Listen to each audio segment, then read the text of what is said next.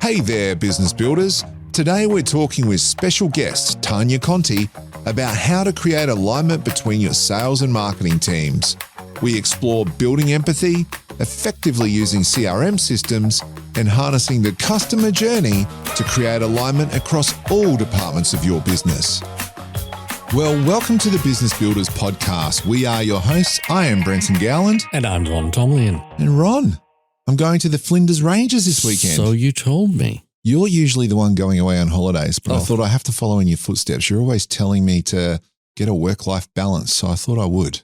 Good. You're finally listening. I'm very impressed. Yeah, but you know what the great thing is? What's that? I've heard that it's raining there all weekend. Oh, well, just take your four-wheel drive when you go. Yeah. I talked to some people and they said it's actually a really good time to go up there when it's raining because you get all this flooding. And I'm like, wow, that's really exciting. I'll go see the floods. They said, no. You go and look at the creeks and the rivers and you go around those areas. And they said it's really beautiful with the water moving. And so, yeah, I'm still looking forward to it. I just hope we get a bit of a clear sky so we can see the stars, because I got to admit that's part of the reason I want to go to the Flinders, because you get these unabashed views of just glorious heavens. There's no natural light. So if you're listening internationally and you don't know where the Flinders Ranges is, it's in South Australia and it's a beautiful spot to come and visit. And we're not a travel show. I'm just being patriotic because this is the first holiday I've been on in probably a year. Oh, fantastic. Yeah. And I'm also really excited, Ron, because we've got a guest on the show today. We do indeed. And I'm particularly excited about this guest because I've been working with her for on and off in different ways for, 20 or more years. You can't be. Yeah, I know. She doesn't look that old. Well, she doesn't, but I do. Well, that goes without saying. You've got a face for radio. Yeah, that's correct. So look, what we're talking about, the topic today is we're looking at how to align your sales and marketing teams. And this is a massive thing in business. And our guest today is Tarnia Conti. And she is a business growth and transformation specialist with a rare mix of analytical, commercial, and creative skills. And as I said, she's got a fair bit of experience in the senior roles, a certain amount of years, 20 or so. That kind of aligns with what I said earlier. It does. Yeah. So she's worked across Australia, the USA, Africa, Southeast Asia, and she has an impressive lineup of qualifications in international trade and economics, marketing, Asian studies, and leadership. And most importantly, Tarnia goes into business as a catalyst of change. She's helped them to understand the importance of customer experience, and she helps businesses succeed by aligning their brand, operational capacity, sales, and marketing investments. And she also spends a lot of time juggling 2 active boys and an even more active dog. Wow. I can't even keep up with all that activity. Well, cop this. I said this is my first holiday in like a long time. Tarnia goes on off-grid adventures all the time, including taking, when I say all the time, I mean probably once every 6 months or so. But she goes on great adventures, like takes the boys and the family sailing and off-road adventures and stuff like that. I could probably learn from that. Even you, who goes away fairly often. Yeah. I think everyone should take time out, realign themselves. Sounds like Tarnia's all over it. Yeah. Now, I just wanted to add before we introduce Tarnia that I first met Tarnia, like I said, a long, long time ago, working as a graphic designer, and Tarnia was, I think, the marketing manager of one of the companies we were working with. But then when I started running my own business, I realized I needed to learn sales, and I started looking everywhere for resources. How the heck am I going to learn to go out and sell? Because one of my clients said to me, Brenton, no one sells like the boss. And I started thinking, boy, I better learn how to do this. And I remember watching Tarnia work with this particular company, and she went in as their marketing manager. And I remember they said to her, look, your job is going to be to grow revenue by 30%. And she said, revenue or gross profit? And of course they said profit. And she said, right, well, we better start by raising a purchase order and running it through the whole organization. And I believe it took 2 years to do that. And the reason it took 2 years is they found a lot of gaps and a lot of holes and a lot of things that needed to be improved. And Tarnia went through the process of working with them to improve it. And I believe she almost hit her figures just by doing that process without actually going out and doing any marketing. And I remember that impressed me so much. I thought, I want to know what this person knows. So Tarnia was my first official mentor. I paid her to help me learn sales. She did that for a year, and what I learned was invaluable. So Tarnia, I got to say, it's great to have you, and I'm really super stoked because now I've got two mentors, because Business Builders started off with Ron, my mentor, and I doing this thing. Now I've got two of you here, so I'm outnumbered. But it's great to have you here. Oh, thank you very much for having me. Absolutely welcome. So I think I might kick it off. Tarnia, I just said a whole lot about you, but maybe in your own words, you can tell us a little bit about yourself and your background in both marketing and sales so people get a little bit of an insight into you. Sure, I can do that. So I'm thinking about it as you were actually doing the introduction, which is interesting hearing you talk about me like that. But it's been an interesting journey. So I started university a lot later than most. It's been a non-linear career. And I've typically gone in the area of marketing and come out in the area of chief operating officer or something in that regard, mainly because I follow the customer journey, as you say. So bring all of those areas together, particularly the front end of the business, the front of house, the growth drivers. I've been fortunate enough to work in a number of industries, and that's taken me to plenty of places overseas. And it's been hugely enjoyable and rewarding being able to access those learning opportunities. And it's anything from international development assistance, so working with AusAid, Asian Development Bank, through defence as well, into manufacturing, retail, renewable energy. So it's really given me a good insight into different industries. Well, with all that experience, we're talking about aligning sales and marketing. So what are some of the common challenges businesses face when their marketing and sales departments aren't well aligned? And how can this impact their overall success in your experience? Yeah, it's a really good question, Ron. The sales and marketing is often misaligned. Mainly it starts at the top in terms of the organisation structure. And sales are focusing on revenue generation and marketing is focusing on brand awareness. And often what I see is that because they have different goals and different leadership, there's a little bit of misalignment in that space as to who the customer is. And the customer doesn't see sales and marketing, the customer sees the business. And if they're not aligned, they get two different experiences, which is not a good outcome. Yeah, and I've had the same perspective on that. When sales and marketing aren't aligned, it can be disastrous from the customer's perspective. That happens a lot, though. In most of the businesses I go into, I find that sales and marketing are usually on two different pages or even against each other. It seems to be more common than not. Is that your experience? Yeah, quite often what I see is the marketing department focus mainly on the promotional side. So there are 4 Ps to marketing, but quite often promotion is what they're seen as, or the term I hate but is true often, are the colouring in department. Yep. And so sales see marketing as producing things that aren't necessarily useful resources for the sales team. And the marketing team often see the sales team as sort of loose cannons, saying and doing things, producing documentation, visual assets, promotional assets to serve a more immediate need, such as closing a sale. Yeah, it's an interesting story. I like your introduction when you were talking about yourself, that you said you come in as the marketing manager, but you end up being the operations manager. I find that very interesting, because that means you approach marketing differently. And I saw that with you at the company that I was telling you about. So how do you end up starting in marketing and end up being the operations manager? What happens in the business that gets you to that? Yeah, it's an interesting journey, and it's happened over time. So I used to just work in the marketing area, and then I worked in an organisation that had financial troubles, actually. Yeah. And that led me to understand that the delivery side of the model was really important.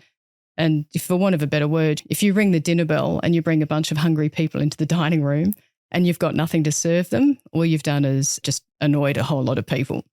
So working in marketing is only one part of the equation. The customer experience is more holistic, and it involves everything from awareness to impact, which is effectively the delivery of the service you've promised. The fulfillment part is really important. So does that mean you just started then getting involved with the operations team and calling the shots, or what happened? You became the boss. Yes, as you sort of said in the intro, I guess I do attach myself to a purchase order and I run myself through the business. I do a lot of mystery shopping. I travel in cars with the sales team. So I ask a lot of questions. I'm curious by nature and I like learning what people do. I think empathy is really, really important. It's walking in the shoes of the people, whether you're in marketing or sales, understanding the different roles. The other sort of areas that bolt on to marketing and sales is also product management, or those that are responsible for the delivery or the service on offer, and also customer support, which can be pre and post sales as well.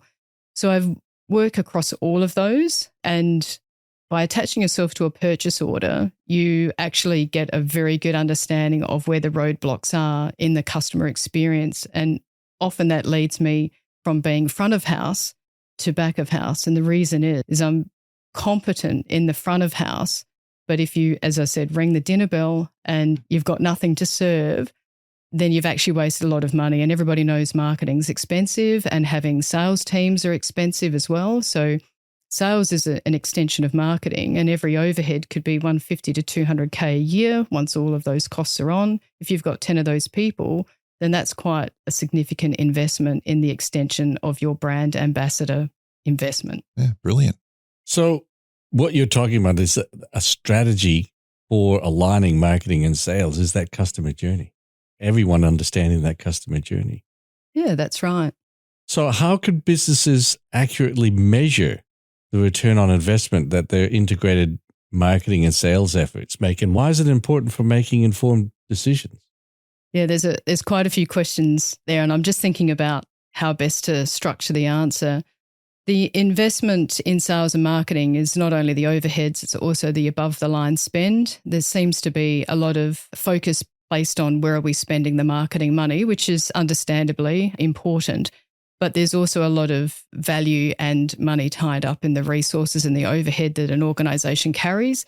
The best way to calculate a return on that combined investment is to add the overheads as well as the above the line budget expenditure together and divide that by sales. And then that will give you your total cost of your return on investment for the brand, what I call the brand ambassador function of the business.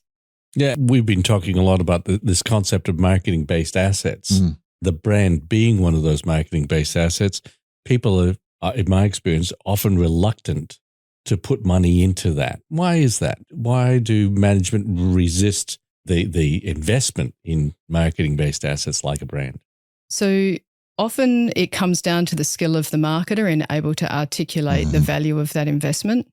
And also most likely the sales team looking for something that has a quicker return. So if you think about CapEx versus OpEx, which is an accounting term, and I guess I come from sort of a background in economics and finance as well, the best way to articulate the marketing brand investment is a CapEx investment. It's kind of like the saying, the best time to plant a tree was 20 years ago. So the best time to invest in your brand was years ago as well, because it does take time. And the reason it takes time is because 95% of the time you're marketing to an audience that is not ready to buy. So you've got to be able to create all sorts of assets that enable people to recall your brand at the time that they're ready to purchase. And so these assets take time, there's a creative investment, and they don't have a return that's tangible immediately. So the best way to do that is actually a CRM. So to come back to one of the other questions is being able to actually measure the leading indicators around brand awareness and engagement so that you know that at a point in time when a customer is ready to enter the market to solve a problem, that you're on their shortlist for doing so. I've often found that a lot of people in business don't want to appreciate the value of investing in things like CRMs, things like brands, because they haven't had the advantage of being educated about the fact that this is a long-term investment. It's also a little bit scary for companies to implement a CRM. I sat with this particular company, a large company with more than 1,000 staff, and just the thought was daunting. And when we went through what was involved in putting a CRM in, they were like, wow, that's too much work. How do we record everything? How do we go from where we are now to what you're talking about? And like in little steps, you eat an elephant one bite at a time.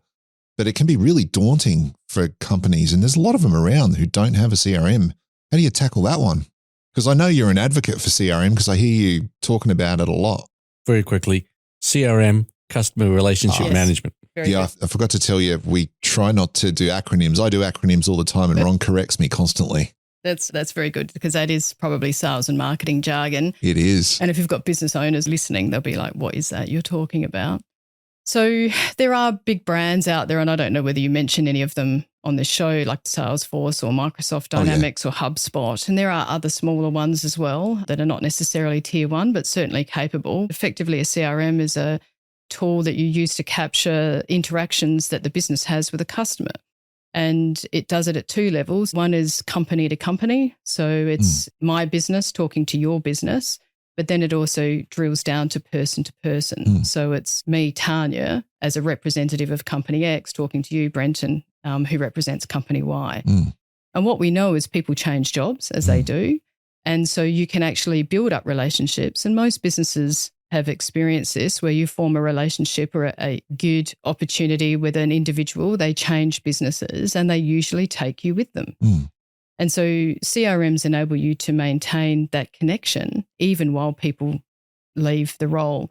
So that's on the marketing side. On the sales side, if you're actually running a sales team, there is a conversation going on about your brand and about your business, and currently that's being represented by an individual that's employed by you. That individual won't be employed by you forever for whatever reason. They leave, they go on holiday, whatever happens. And so you want to onboard a new salesperson. Well, what's the conversation and what's the context that's taken place? So the CRM is really important because the customer wants a consistent journey.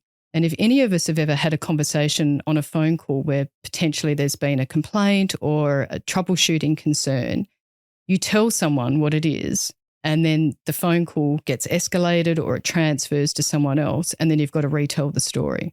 The opportunity with having a CRM is that the customer is front and center at the entire journey.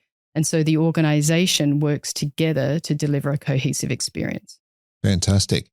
A CRM can be a really good conduit between a sales and marketing team because they both have to input into it and use it. The thing that we're really keen on today is talking about how to bring alignment to those teams. And we talked about when we started about how they can be misaligned. Can you talk to us about what strategies you've seen work best for actually helping bring alignment to the sales and marketing team and what the result of that might be?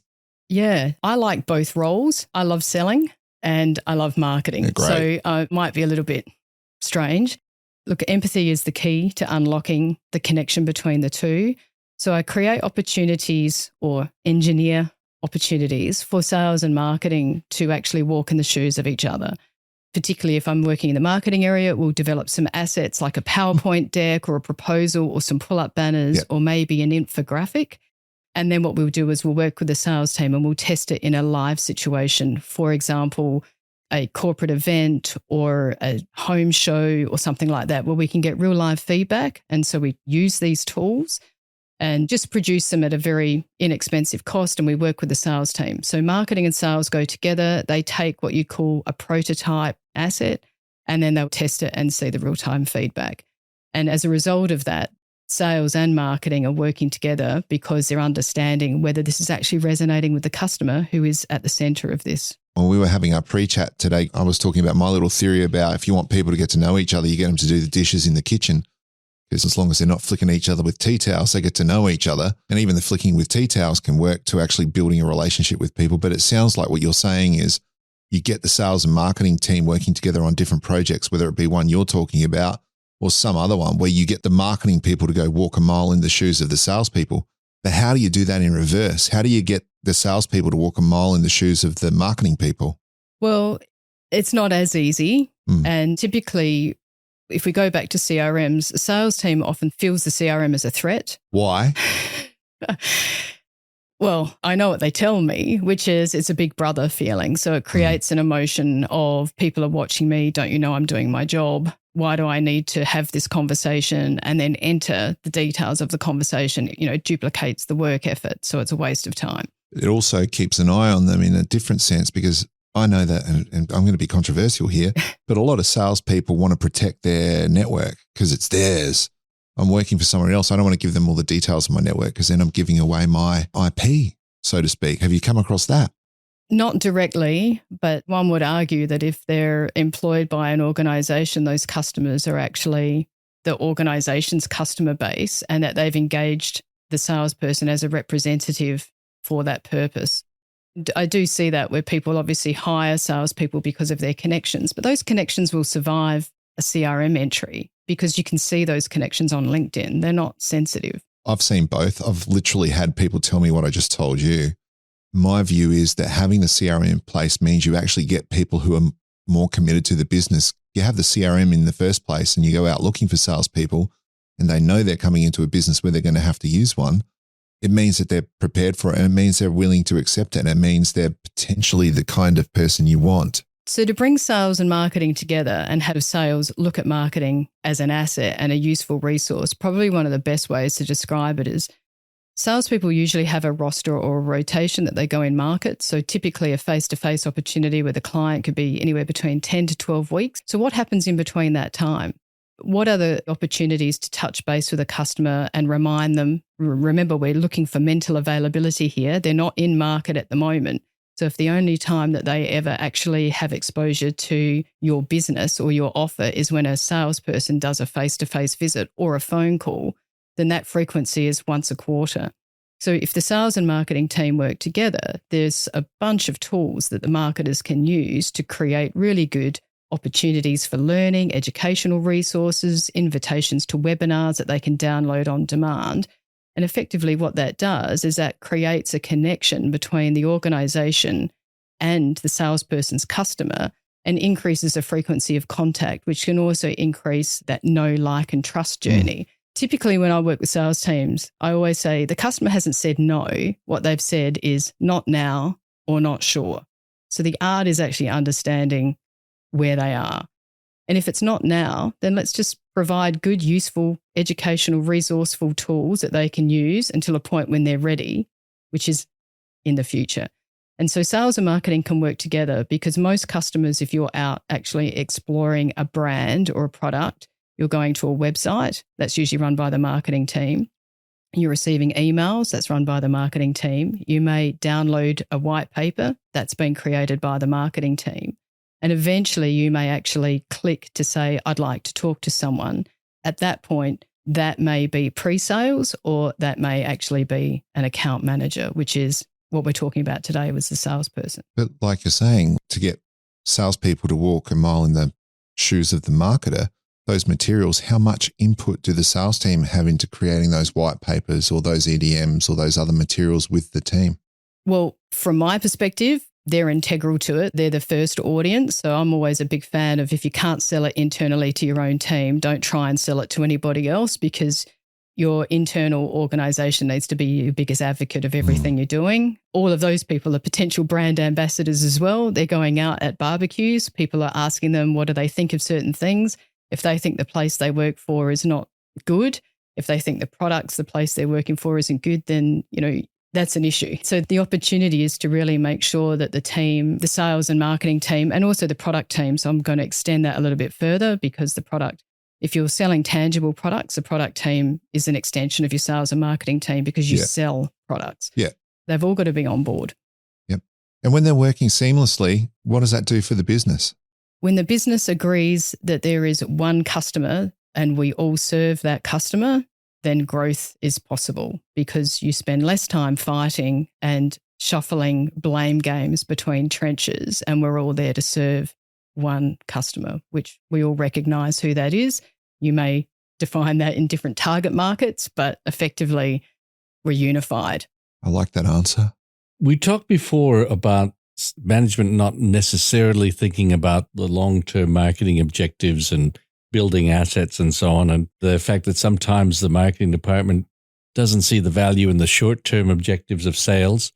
How do you recommend an organization striking a balance between that short-term sales objective and the long-term marketing goals, building assets and so on to ensure a sustained success for the organization? It's a good question. And there's a whole theory on this called the long and short by Les Burnett and Peter Field in the marketing literature, but it does depend on the maturity of the company as well. So to cite an example at the moment is Airbnb.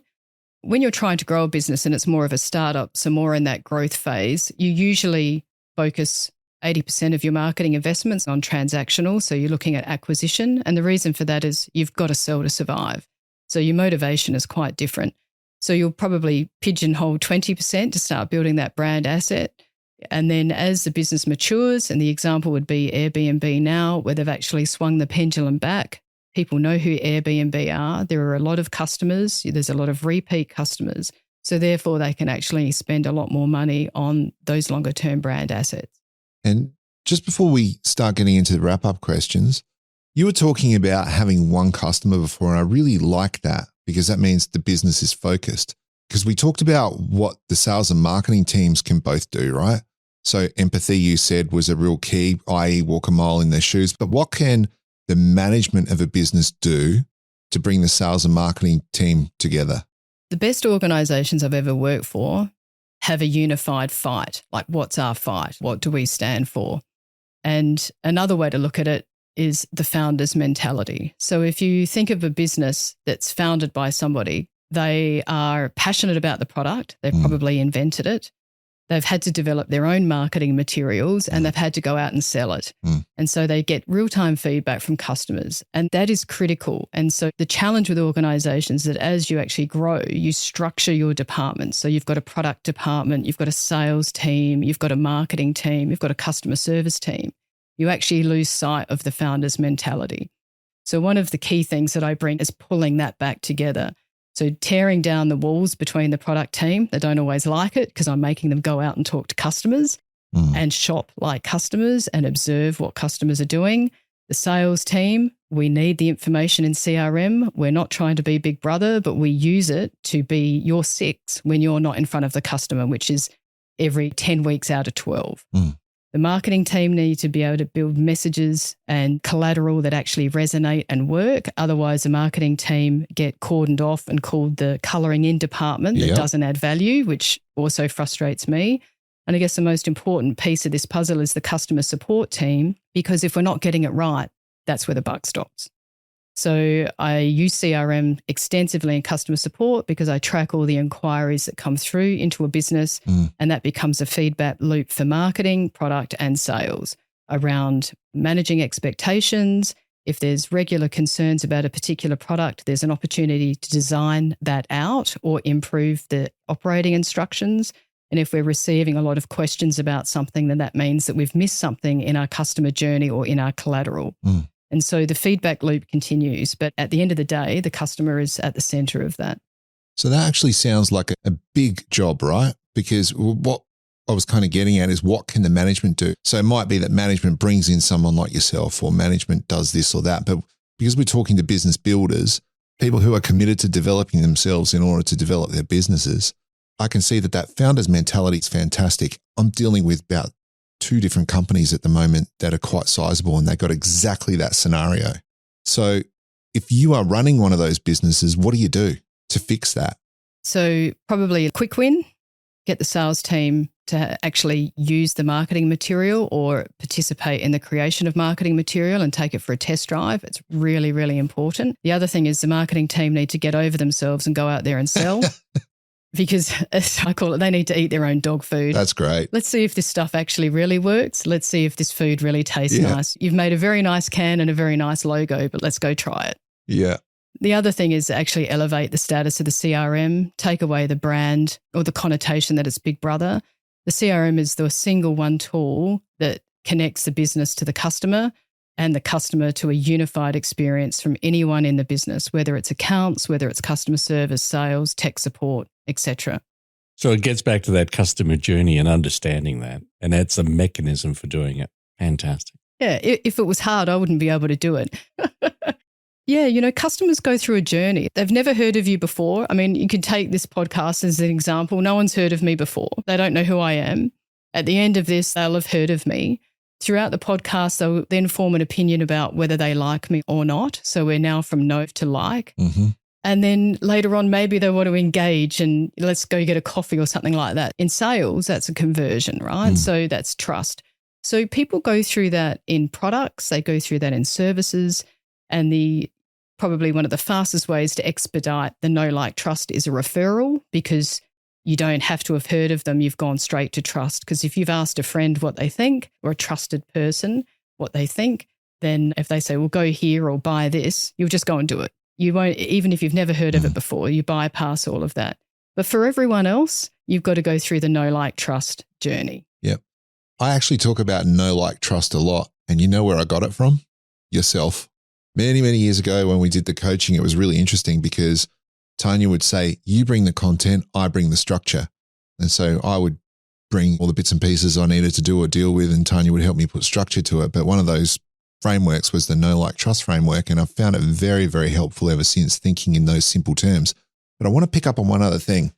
You said it's very simple or I won't do it. Now, what I've seen is what's simple to one person is never necessarily simple to another person, not because it's not simple and logical, but because they don't think that way or they haven't been exposed to that kind of methodology before. Otherwise, why would they need you to come into a business and help them do that? Yeah, sure, it is simple and you can run on with it later on, but sometimes you need people to help you see the rocks from the trees, the weeds from the bushes, all that kind of thing. So I think what you're talking about is really important. Yeah. Oh, thank you.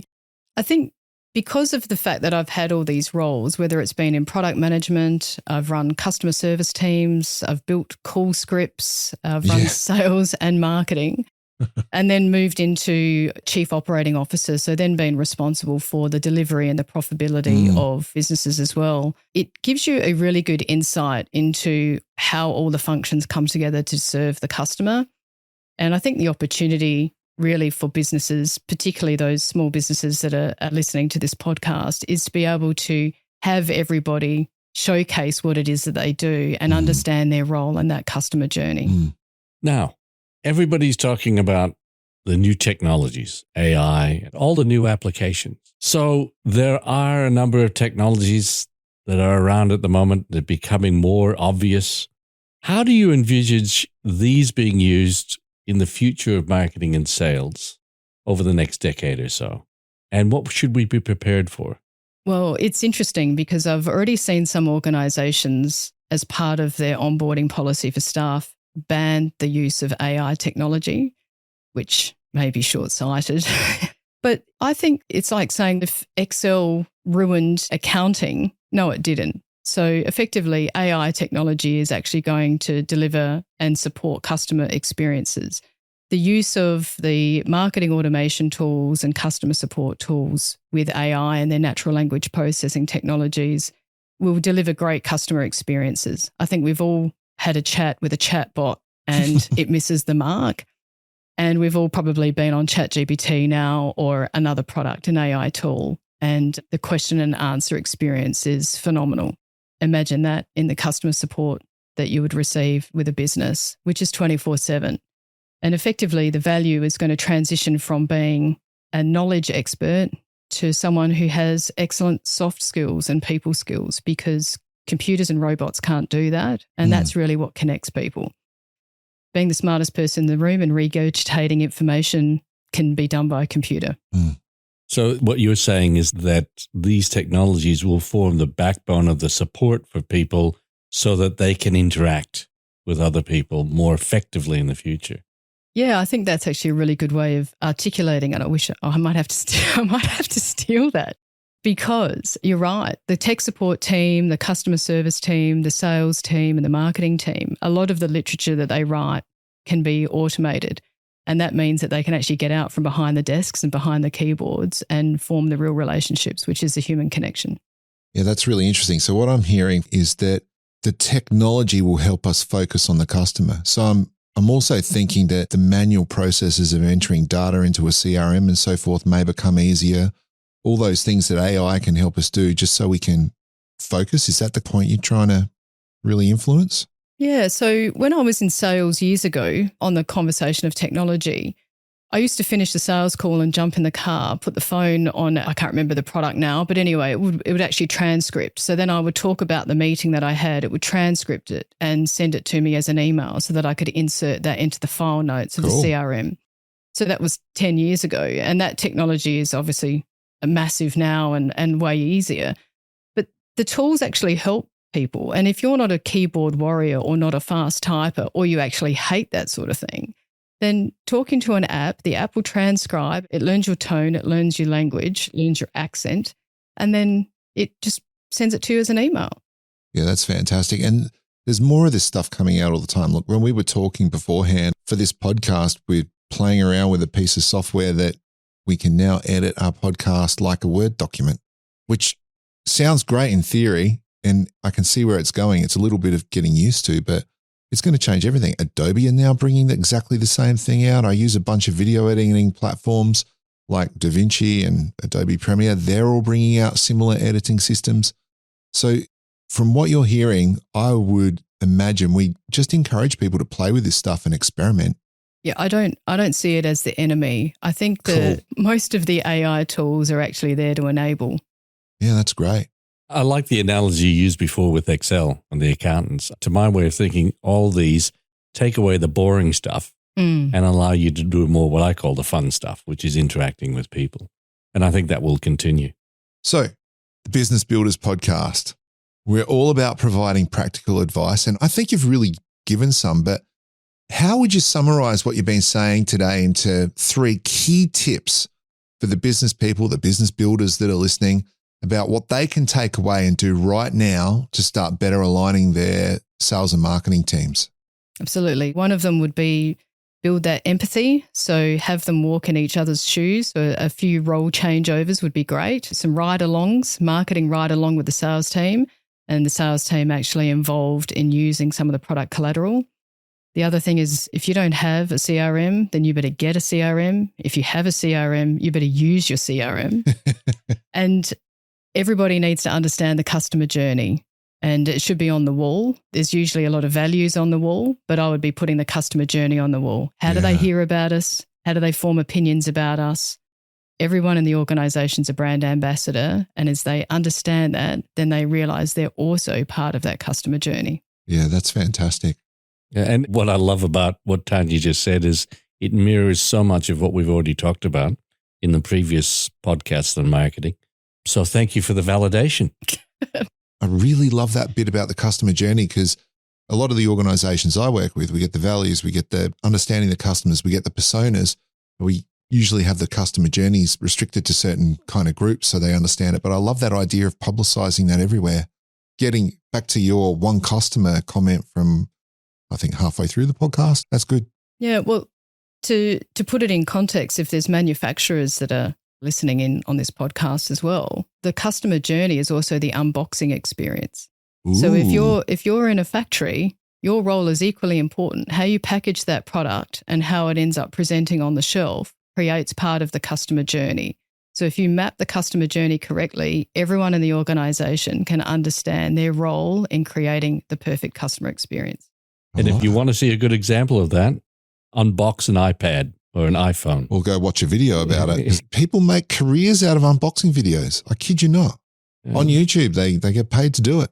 Yeah. Well, eventually, if they're good enough, if they've got an engaging personality. But there's an organization, as an example, that has thought about what is the experience like when a customer is excited and gets that product home. And so often it's a terrible experience. Take an Apple product and it's a fabulous experience. It really is. It just continues that validation of the decision they've made to buy that product.